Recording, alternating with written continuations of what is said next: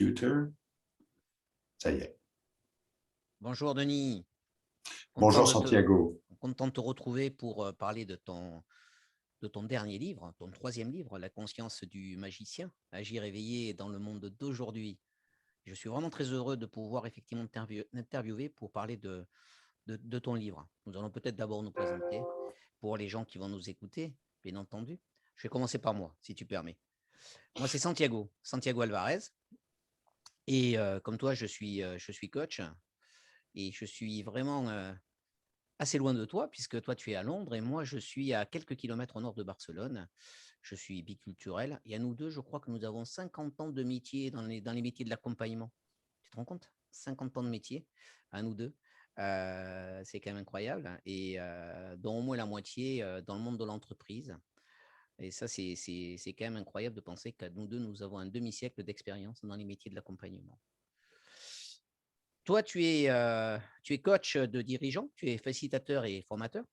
Tu as travaillé à pas mal d'endroits, hein, je crois, dans le monde, hein, y compris dans la jungle au Gabon, dans les montagnes de l'Atlas au Maroc, hein, et même à Moscou et à Abu Dhabi. Moi, je n'ai pas été aussi loin. Moi, je suis resté en territoire national français et quelques animations, quelques interventions en Espagne, à Barcelone, à Bilbao et à Madrid, et puis partout en France, bien entendu. Tu es né et tu as grandi à Genève, hein, et tu vis à Londres C'est depuis plus ça. de 15 ans, hein, c'est ça? Ouais. Bon.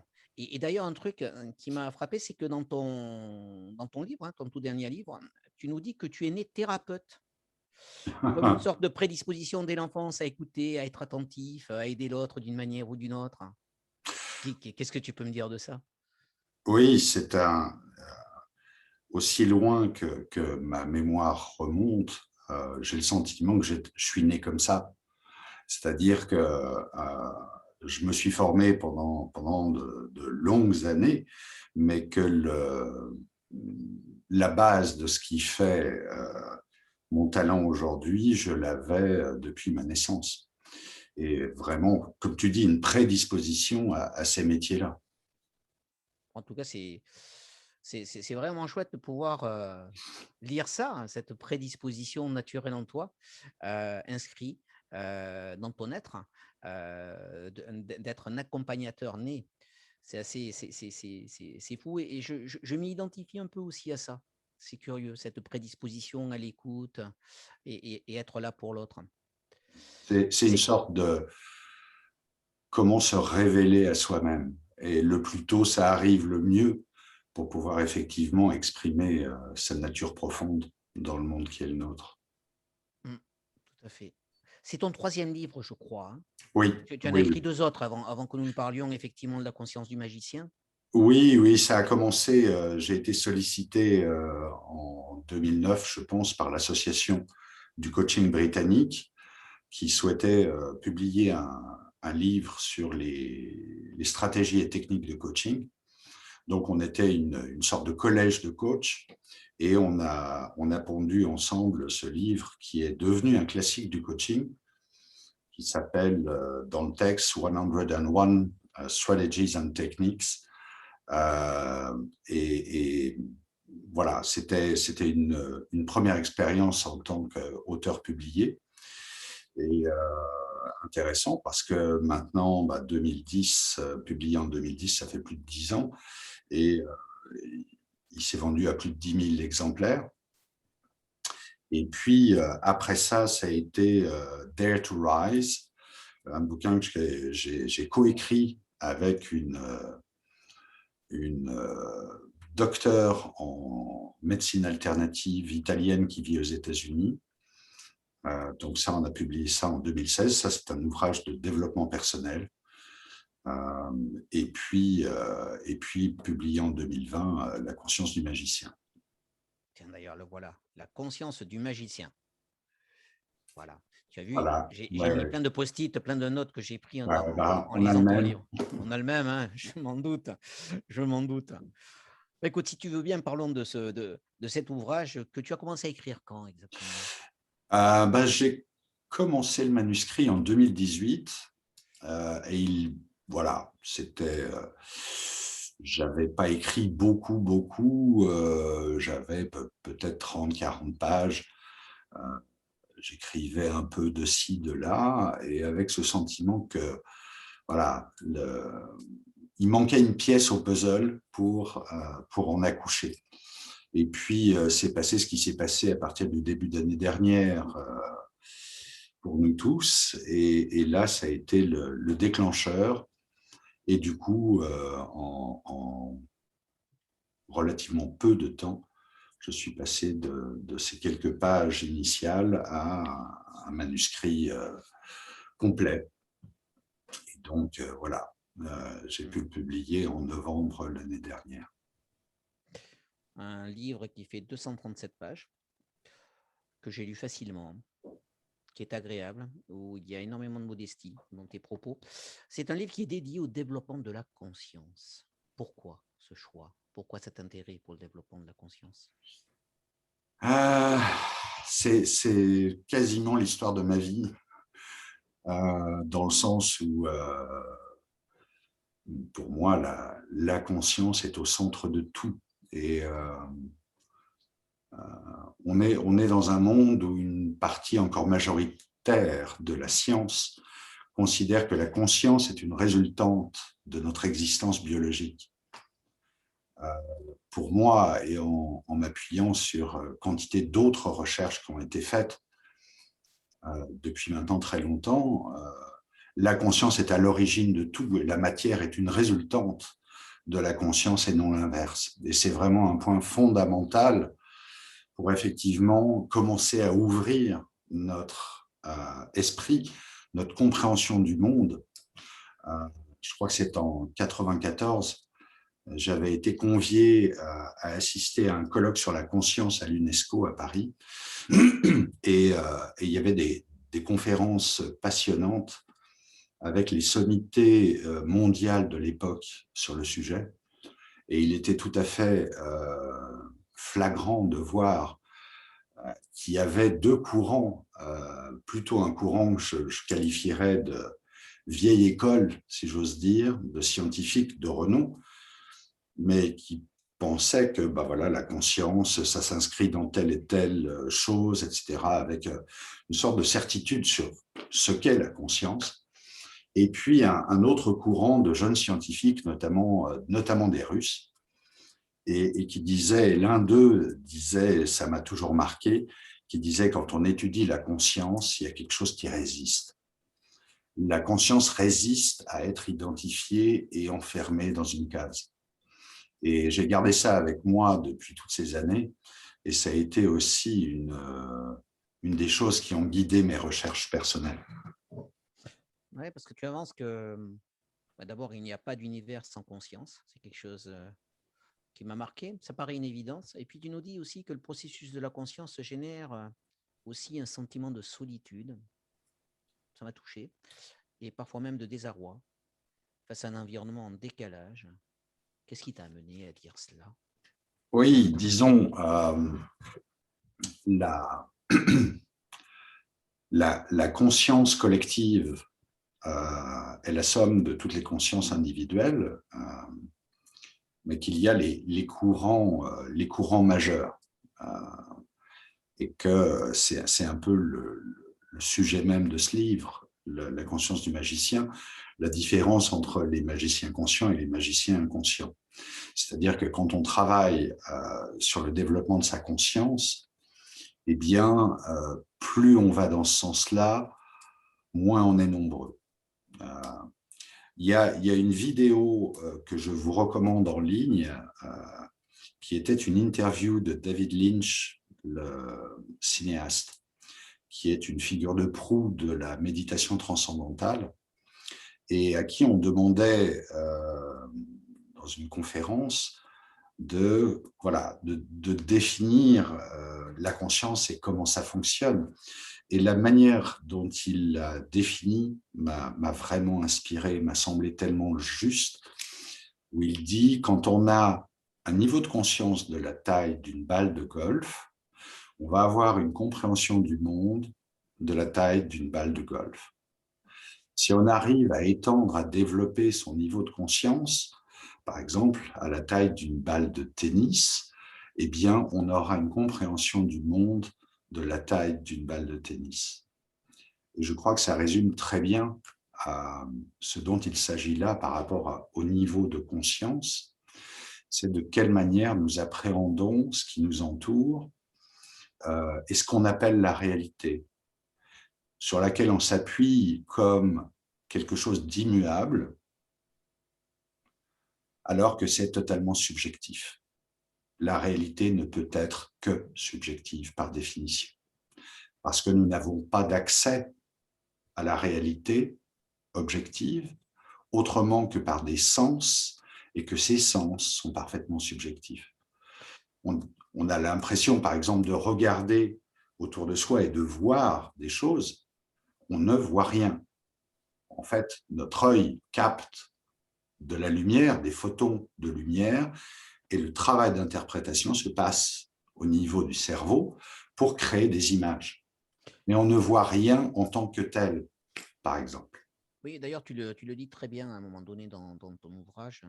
Tu dis, c'est en partant de l'intérieur qu'on peut comprendre ce qui se passe à l'extérieur et non l'inverse. Totalement. Mais dis-moi justement, d'où est venue cette idée tout de même de nous comparer à des magiciens? Pourquoi ce rapport à la magie, la conscience de la magie? Alors, le mot magicien, tel qu'il est utilisé dans le titre de mon livre, n'est évidemment pas le magicien qui fait des tours de magie, mais plutôt en référence à quelqu'un comme Merlin et à cette connexion à l'environnement et de quelle manière le magicien interagit avec la réalité et la transforme. Donc, le mot de magicien part du principe que le monde est peuplé de 7,8 milliards de magiciens.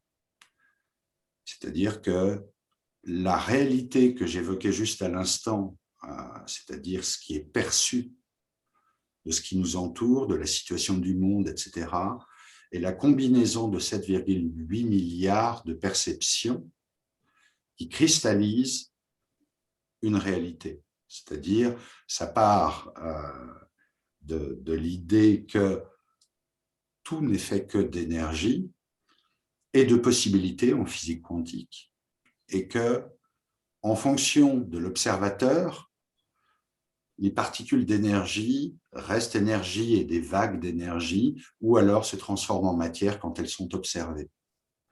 Mais comme on sait que l'observation est subjective, cela signifie qu'en définitive, la réalité qui se matérialise autour de nous et se met à jour à chaque milliseconde est simplement le résultat de comment nous percevons et projetons notre compréhension de ce qui se passe autour de nous. Et c'est ça qui solidifie, cristallise la réalité telle qu'elle est. Oui, en te lisant, bon, j'estime que j'ai déjà fait un travail de conscience qui n'est pas encore abouti, bien entendu, mais je suis dans cette démarche, comme toi. Et j'ai pris encore plus conscience d'ailleurs que lorsque chacun de nous change, et d'ailleurs tu l'écris, nous impactons notre univers dans son ensemble.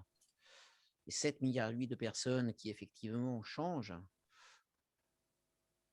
c'est incroyable, la multiplication des impacts sur cet univers. Comment tu le ressens, toi, et qu'est-ce que tu souhaites amener à travers ce constat? Il y a une chose qui me vient à l'esprit quand tu me poses la question, c'est notamment tous les médias et la notion d'information. Plus on focalise sur les drames humains, les catastrophes humaines, plus la perception individuelle des personnes qui entendent cette information viennent renforcer cette réalité manifestée.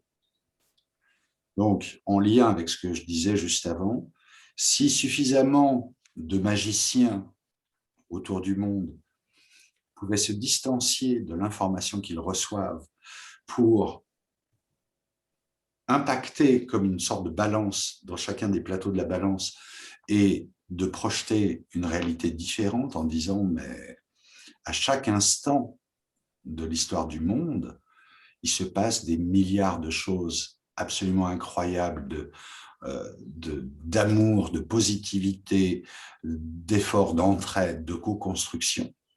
Et que si effectivement on focalisait sur cet aspect de la réalité, on la transformerait en même temps. Et qu'en définitive, et pour des raisons voilà, d'audience, etc., les chaînes en continu viennent appeler notre attention vers, en définitive, le pire que le monde produise aujourd'hui.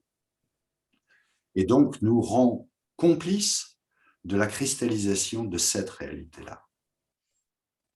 Oui.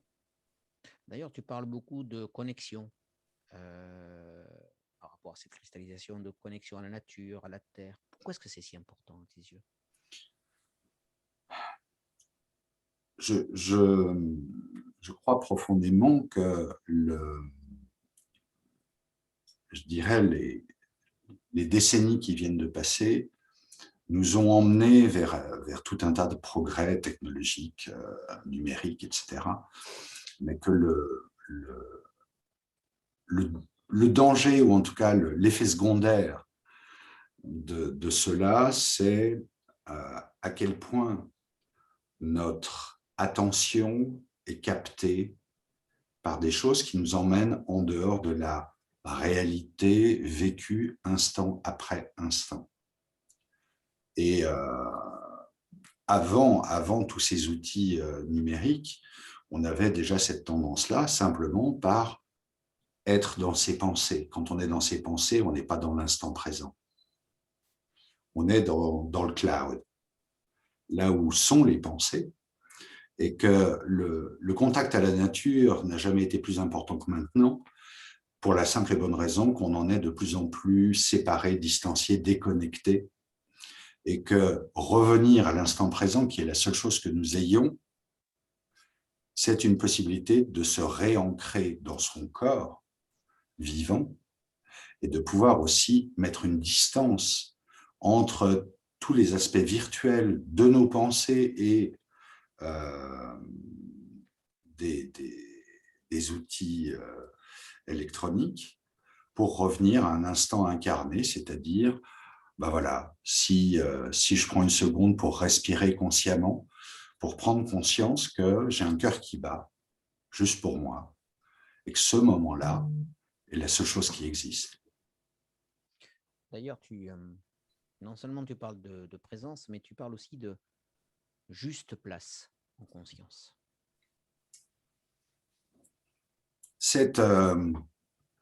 La notion de juste place, c'est comment arriver à être exactement à son endroit dans cette seconde qui est en train de se dérouler et d'être aussi aligné que possible avec qui l'on est réellement. De laisser vivre et exister ce qui est véritablement vivant en nous.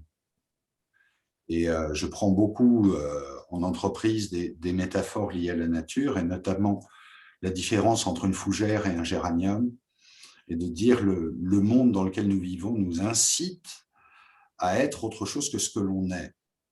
D'ailleurs, quand on parle dans le monde de l'entreprise d'un rôle, en anglais, your role, c'est vraiment notre travail. Comment on appelle le travail que l'on fait? C'est un rôle, comme en théâtre. Et dans certains métiers, c'est un costard-cravate, dans d'autres, etc., etc. Et de dire, les gens, et on entend parler de leadership à toutes les sauces, dans toutes les entreprises, comme une somme de qualités, de compétences qu'il faudrait développer, et que, de mon point de vue, c'est plutôt comment on peut encourager les gens à exprimer qui ils sont vraiment. Oui, d'ailleurs, tu parles souvent de la notion de cadre, d'être enfermé dans des cadres. Tu dis d'ailleurs à un moment donné, j'ai relevé, parce que ça me parlait totalement, c'est tant que nous enfermons dans des cadres, ne soyons pas surpris de n'avoir accès qu'à ce qui se trouve dans le cadre. C'est terrible. Oui, et là, c'est totalement lié à la notion même de conscience et de niveau de conscience. C'est-à-dire, tant que l'on a des certitudes, eh bien, ces certitudes nous enferment dans le périmètre de ces certitudes. C'est-à-dire que tous les potentiels de vérité, de compréhension du monde, de l'univers, de nous-mêmes, sont autour de nous quelque part, mais que nos certitudes nous empêchent d'y accéder. Parce que si je crois, par exemple, que je suis un être biologique uniquement, et que le résultat de cette biologie fait que, par accident, je suis conscient de moi-même et d'être vivant, eh bien, je n'ai pas accès à d'autres hypothèses, d'autres théories possibles, d'autres vérités possibles sur qui je suis. Donc, plus je vais remettre en question mes certitudes, plus je vais permettre à l'information de venir me toucher au bon endroit pour ouvrir cette conscience. Et c'est terrible parce que ça me renvoie tout de même à la période que nous sommes en train de vivre en ce moment, qui nous enferme à nouveau, ou en tout cas dans lequel il y a des mécanismes pour nous enfermer à nouveau dans certains cadres. Et justement, quel lien tu fais avec ce moment que nous vivons à travers cet ouvrage? Ce n'est probablement pas un hasard si ce n'était pas qu'une question de temps disponible pour écrire ce livre. Je pense que la période que nous vivions au moment où je l'ai écrit a beaucoup à voir aussi avec cette sorte d'urgence personnelle à accoucher de ce livre. Et le fait que notre niveau de conscience est fondamental pour arriver à retrouver une sorte de stabilité, de tranquillité intérieure pour pouvoir observer ce qui se passe à l'extérieur en se départissant des instincts de base qui sont, par exemple, la peur.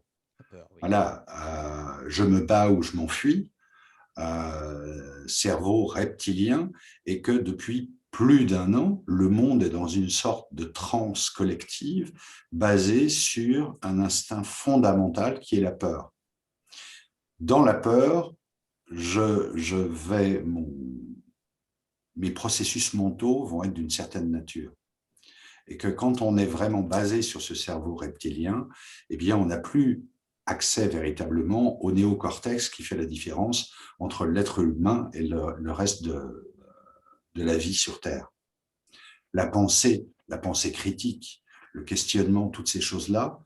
Et donc, dans cette période, c'est d'autant plus important de se donner des moyens de revenir à soi et à qu'est-ce qui est vrai pour moi, qu'est-ce qui résonne pour moi comme étant vrai. Est-ce qu'on est en danger de mort tous? Est-ce que l'humanité est en péril, etc. Et peut-être c'est le cas ou pas. Il ne s'agit pas d'en dégager une vérité universelle, mais de trouver quelque chose qui soit juste pour soi, qui est la base de ce dont on a besoin pour vivre aussi bien que possible. C'est là d'ailleurs que cette magie personnelle que nous avons tout un chacun va nous permettre peut-être de faire sauter les cadres et de dépasser nos peurs.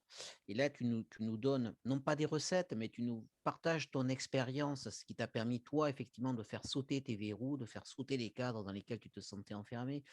Quelles sont pour toi ces recettes personnelles, bien que le mot recette, c'est plutôt comment tu t'y es pris toi et qu'est-ce que tu souhaites apporter au lecteur qui te lit?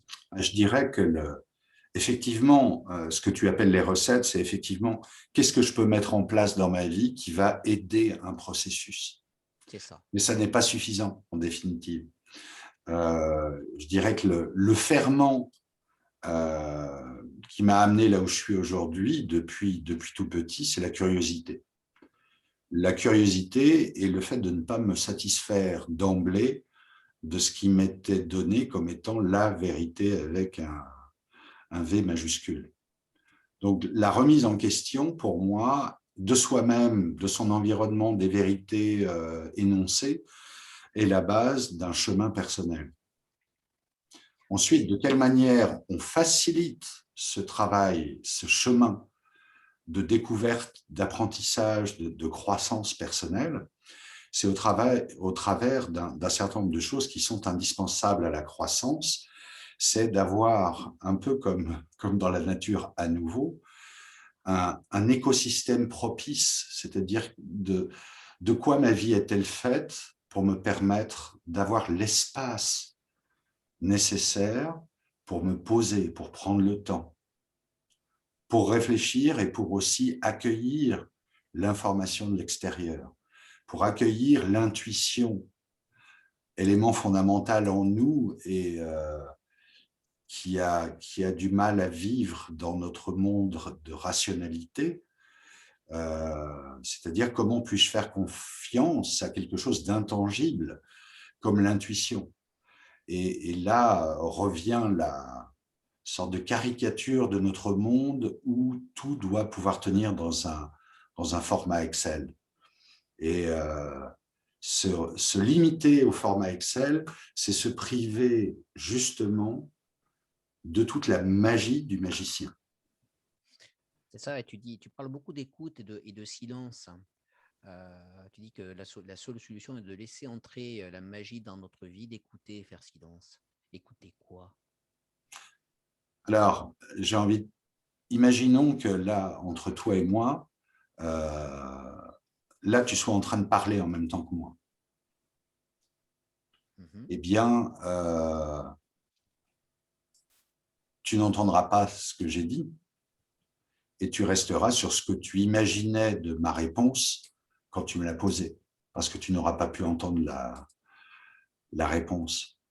J'ai envie de dire que de mon expérience personnelle dans la vie, ce ne sont pas les réponses qui sont les plus importantes, mais les questions qu'on se pose. Et donc, en cela, faire silence, c'est le meilleur moyen de pouvoir percevoir autrement que par les ondes radio, la télévision, etc. C'est comment être à l'écoute de son vrai potentiel de perception dans le monde et qui va tellement au-delà du fait de voir, d'entendre, de goûter, de toucher. Notre sensoriel brut est un accès à une réalité, mais qu'au-delà de ça, c'est un peu, quelqu'un parlait de la différence entre la prière et la méditation. Et j'aime bien cette idée dans le fait que quand je prie, je vais dire des choses, je vais demander des choses. Quand je médite, j'écoute. Et j'écoute quoi? J'écoute ce qui vient. On est dans une soupe immense, et là je reviens un peu à la connexion à la physique quantique. On est dans une soupe d'énergie et d'information. Et que notre mémoire, par exemple, n'est pas enfermée dans la petite boîte là-haut. Notre mémoire est dans le champ, parce que ça n'existe pas vraiment à un niveau quantique. On est juste un champ électromagnétique de particules qui vibrent à très grande vitesse, qui donne l'illusion d'une solidité. Mais que la différence entre l'intérieur et l'extérieur n'est pas aussi claire quand on descend au niveau quantique. Donc, prendre le temps et l'espace d'écouter, d'accueillir, c'est le plus sûr moyen d'être à même de capter l'information du champ d'information, exactement comme lorsqu'on va régler une radio sur une certaine fréquence, on va recevoir de l'information qui passe sur cette fréquence. Et si l'information dont on a besoin, ben voilà, c'est qu'est-ce qui est plus grand que moi et qui peut m'aider à comprendre mieux, c'est de trouver la bonne fréquence radio. Et pour moi, la fréquence radio propice, c'est celle quand on arrive à calmer le flot de pensée, être présent à soi-même dans cet instant. Et là, tout d'un coup, il y a des flashs, il y a des suggestions, des idées, tout un tas de choses qui se passent et qui permettent effectivement d'étendre ce dont on est témoin en tant qu'être vivant. Je vais d'ailleurs reprendre à ce niveau-là quelque chose qui se passe, et c'est que le besoin de certitude s'arrête là. Et donc, du coup, l'aventure peut commencer. C'est tout à fait ça, le besoin de certitude est totalement lié à nos craintes, à nos besoins de sécurité. C'est-à-dire, une fois que je me suis dit que je suis certain que, c'est classé et l'incertitude peut me lâcher. C'est-à-dire, c'est un petit prêt où j'ai le sentiment d'être en sécurité.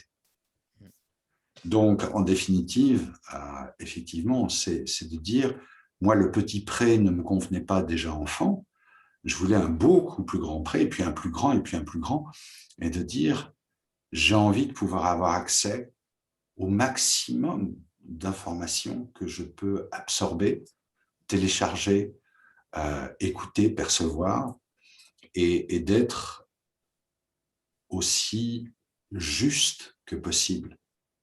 C'est-à-dire cette correspondance entre ce que je sens profondément à l'intérieur de moi et le retour que j'ai par l'extérieur. D'ailleurs, dans le livre, tu nous partages ta propre expérience en tant que magicien inconscient qui s'est remis en question. J'ai trouvé ça assez chouette, notamment à partir de la... Enfin, je vais donner un numéro de page parce que j'ai trouvé ça intéressant à partir de la page 80 en particulier, où tu parles de toi. Tu as fait de ton mieux, comme tu pouvais, du mieux que tu pouvais à l'époque. Quelles sont les expériences les plus marquantes pour toi, justement, de ta vie où tu as effectivement eu cet insight, finalement Bah, là, en l'occurrence, l'expérience que j'évoque, l'expérience personnelle que j'évoque à cet endroit-là, c'est précisément un moment qui est pour moi une belle illustration du magicien inconscient. J'avais des problèmes de santé sévères. Là, j'étais hospitalisé pendant des semaines sous perfusion d'antibiotiques pendant des semaines et j'étais dans un état de panique intérieure qui me faisait rechercher toutes les possibilités d'aide, de traitement à l'extérieur. Et je réalisais dans quel état de panique j'étais, mais c'est bien plus tard que j'ai revisité cette expérience-là en me disant, bah voilà, là j'étais pris dans une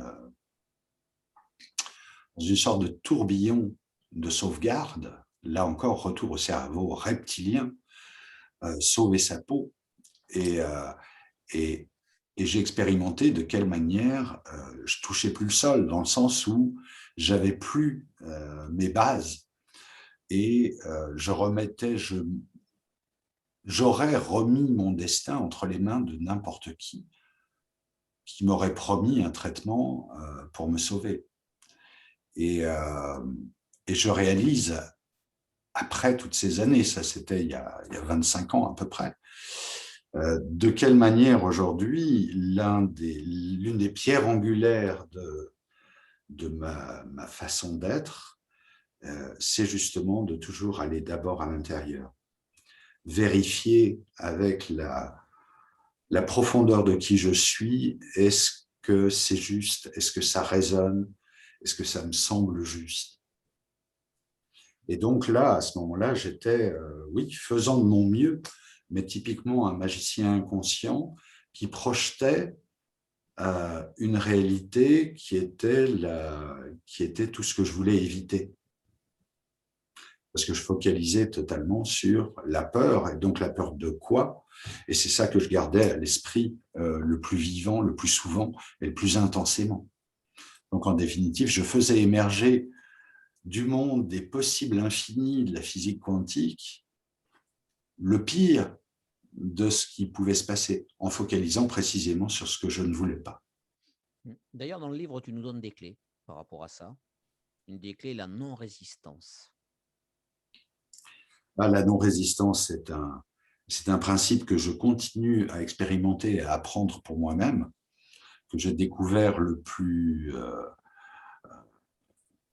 mieux au travers des arts martiaux, notamment Qigong, Tai Chi, où effectivement, c'est opposer une résistance à une énergie, quelle qu'elle soit, qui vient en face de nous, c'est d'une part s'épuiser et donner de la force à ce qu'on oppose. Et donc, l'un des principes dans les arts martiaux, c'est d'utiliser l'énergie de l'autre. Donc, si j'ai une énergie qui pousse de ce côté-là, au lieu d'essayer d'aller contre, c'est d'encourager cette énergie d'aller là où elle a envie d'aller, et même au-delà de là où elle a envie d'aller. Donc, c'est vraiment, quand quelque chose arrive en face de moi, faire un pas de côté pour le laisser passer, et à nouveau pouvoir agir dans une position où je suis acteur plutôt que réacteur. Et d'ailleurs, tu dis amusez-vous. Amusez-vous, c'est-à-dire on a une tendance, particulièrement aujourd'hui, à se prendre très au sérieux, à prendre les situations très au sérieux, à avoir une sorte de projection extrêmement dramatique sur les choses. Et de dire, mais voilà, on est là pour faire l'expérience de la vie. Et si on essaie de se prémunir de tous les dangers possibles, on n'est plus vivant. On est sous cloche en attendant de mourir. Et pour moi, ça, c'est tout sauf la vie. Donc, s'amuser, c'est vraiment se donner l'opportunité de faire l'expérience de soi-même dans les contextes qui nous sont offerts. Je parle de terrain de jeu. Terrain de jeu, c'est la famille, c'est le travail, c'est les amis, c'est le monde au sens plus large. Mais tout ça, toutes ces choses-là ne sont, à mon sens, que des terrains de jeu pour faire l'expérience de nous-mêmes. Oui, d'ailleurs, tu parles aussi de gratitude. De gratitude. Gratitude. La gratitude, pour moi, c'est là encore une façon d'orienter les choses de la bonne manière, c'est-à-dire sur quoi je focalise mon attention, sur ce qui me manque ou sur ce que j'ai déjà. Et plus je focalise sur ce qu'il me manque, plus je suis dans cette sensation qui crée des émotions de je suis en manque. Je suis en manque d'argent, d'amour, de quoi que ce soit le manque. Quand délibérément et consciemment, j'oriente ma pensée sur ce que j'ai et je remercie d'être vivant. À chaque fois que je vérifie, de dire oui, mon cœur bat, je suis toujours en train de faire l'expérience d'être vivant dans ce monde, du fait que le soleil brille, particulièrement quand on vit à Londres, de toutes les choses possibles qui sont des choses dont je suis reconnaissant. Eh bien, même en termes de connexion neuronale, je renforce les connexions entre les bons neurones, ceux qui sont définitivement orientés vers plus de la même chose, mais au niveau positif. Parce que si j'oriente sur le manque et que je veux plus de la même chose, là, je vais avoir un problème rapidement. Là, la gratitude est un état qui aide à ouvrir le cœur, qui aide à être dans une position d'accueil, et donc, par définition, à l'inverse de la protection. On n'a pas besoin de se protéger. C'est ça. Et tu fais un lien aussi entre prise de conscience et leadership et magie. Tu nous dis d'ailleurs à un moment donné, je rêve d'un monde où plus de magiciens conscients occuperaient les postes de leader. Oui, et là encore, beaucoup de gens sont dans des rôles, sur la manière qu'on a de le dire en anglais, et voilà, qui ne sont en définitive, qui ne sont pas des leaders, qui sont des gens dans une position de pouvoir, mais qui ont voilà, un niveau de conscience, et ça n'est pas dans un jugement, mais qui sont clairement dans un niveau de conscience d'eux-mêmes, de ce qui les entoure, qui serait plutôt de l'ordre de la balle de golf que j'évoquais tout à l'heure. Et pour moi, les leaders, particulièrement dans le monde de l'entreprise, dans la politique, dans tous ces domaines-là, devraient être des guides, devraient être des gens qui ont un petit pas d'avance sur une majorité de personnes, pour les encourager eux aussi à ouvrir, à développer, à laisser sortir les fleurs de la plante pour que la manifestation de la réalité autour de nous soit encore plus riche de créativité, de gentillesse, de coopération. Et donc, ces leaders qui montrent le chemin aujourd'hui, je souhaiterais dans un autre monde qu'effectivement, ils soient plus orientés sur l'intérêt de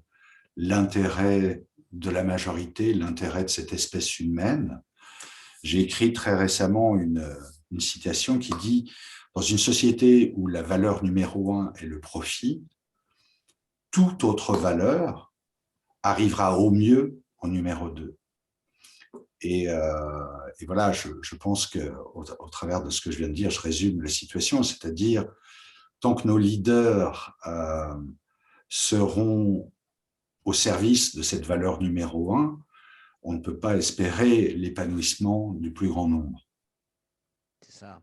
Et, et je refais le lien avec cette notion de juste place. Le leader est à sa juste place et éclaire que tout un chacun trouve également sa juste place. Ça, c'est l'idéal d'un vrai leader, c'est-à-dire effectivement celui qui va d'une part accueillir chacun à son endroit, dans ce qu'il est, dans ses différences. En étudiant aussi ce qui se passe dans la nature, et pour moi la nature est le plus grand de nos enseignants, c'est qu'un écosystème ne peut pas être en bonne santé sans la diversité. Et que chaque élément de tout écosystème contribue à la santé de l'ensemble. Et que si on réduit un écosystème à un seul élément, eh bien, l'écosystème s'épuise. Voyons par exemple la différence entre la culture intensive et la permaculture. C'est exactement cet exemple-là. Monoculture intensive, et de l'autre côté, de quelle manière tel élément avec tel élément produit quelque chose de plus. Le 1 plus 2 égale 3, et qui fait que tout d'un coup, on arrive dans une richesse, une créativité phénoménale, quand on permet à chaque différence d'exister. Alors justement, une question importante ou intéressante, plus qu'importante, mais qui me semble essentielle aussi. À quoi reconnaît-on finalement ce magicien conscient?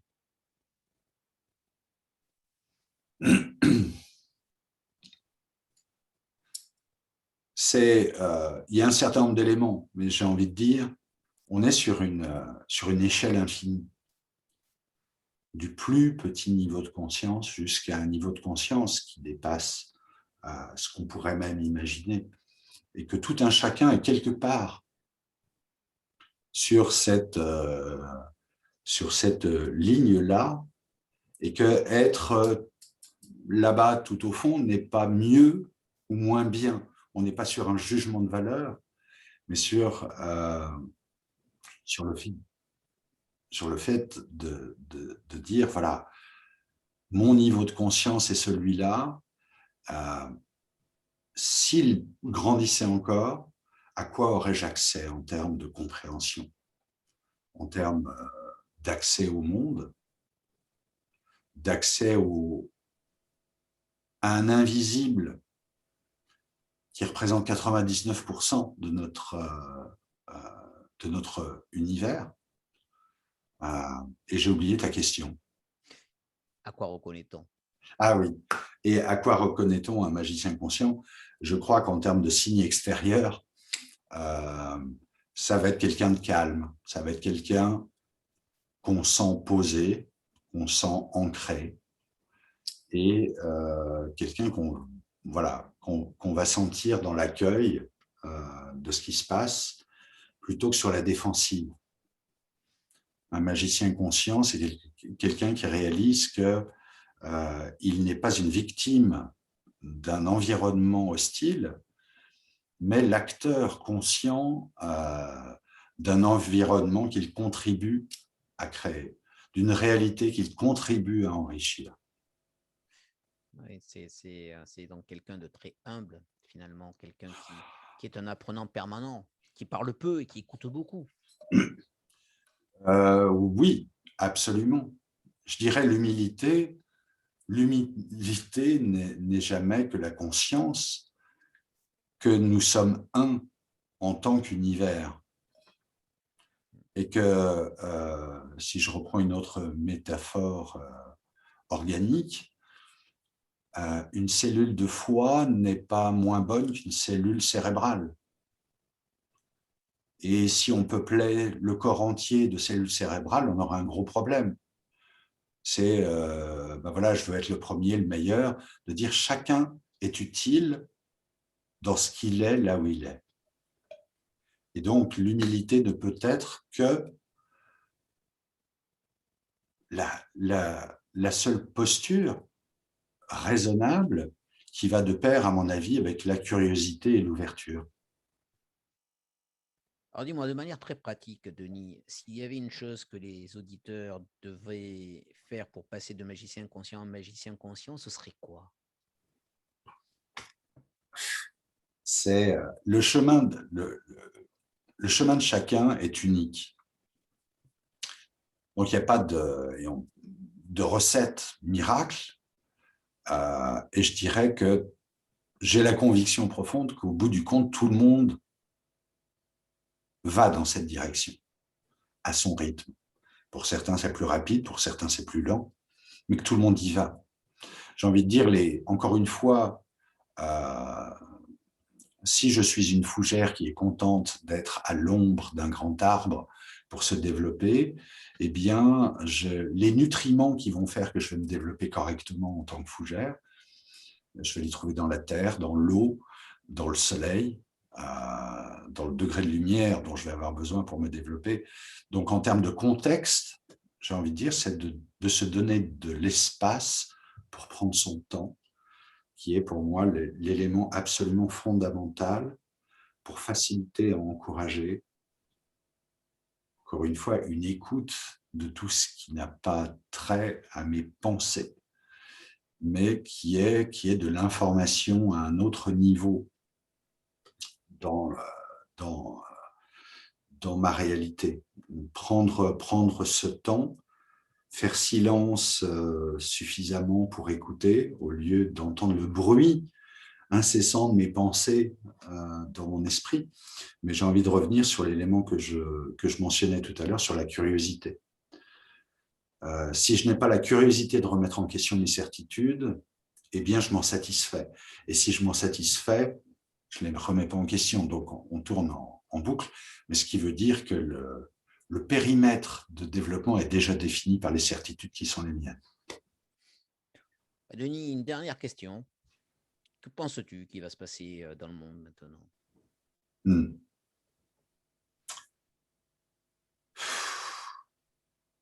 J'ai envie de dire que tout est possible, tout peut arriver. Je suis juste un petit peu inquiet sur l'observation de où l'attention est mise aujourd'hui, sur des possibles d'un monde meilleur ou sur les dangers qui nous guettent. Et qu'encore une fois, c'est John de Martini qui disait Energy flows where attention goes. L'énergie afflue là où on met son attention, et que l'attention du monde aujourd'hui, à mon sens, n'est pas au bon endroit. C'est une véritable inquiétude, parce que c'est exactement le monde qu'on va cristalliser. À la fois, je suis aussi très intéressé par ce qu'on appelle la théorie du chaos, et que peut-être que le chaos, que je perçois en tout cas comme étant notre réalité d'aujourd'hui, est peut-être le passage obligé pour trouver un autre ordre, une autre sorte de paix collective. C'est-à-dire, j'aime bien l'idée que le chaos est à la recherche d'un nouvel ordre. Et donc, c'est une phase de transformation pour pouvoir accéder à une autre organisation, à une autre façon de distribuer les cartes. Donc, en cela, je me dis, voilà, lâcher prise autant que possible, continuer à faire ce que je pense avoir à faire, c'est-à-dire essayer de contribuer à la réalité qui existe en essayant de pencher du bon côté de la balance, en étant focalisé autant que faire se peut sur ce que je veux, ce que je voudrais, ce que j'aime, ce qui me fait du bien, ce que j'apprécie. Là encore, la gratitude pour ce que j'ai déjà, tout ce que je reçois, et que si suffisamment de personnes arrivaient à changer l'attention donnée et puissent focaliser sur du positif, et bien imperceptiblement la réalité manifestée se changerait dans les mêmes proportions. En tout cas, Denis, je te remercie beaucoup vraiment pour tes réponses et tes explications. Vraiment, je recommande ce livre à nos auditeurs, La conscience du magicien, de Denis Gorce-Bourges. Je vais juste reprendre une de tes phrases qui donne le ton et qui résume aussi tout ce que tu viens de nous expliquer. C'est que la conscience du magicien est cet abandon de la certitude, cette ouverture à la magie de la vie, à l'accueil des expériences avec confiance, quoi qu'il arrive. Denis, Un grand merci à toi, Santiago. merci beaucoup et j'espère que notre interview aura séduit nos auditeurs. À bientôt. Au revoir.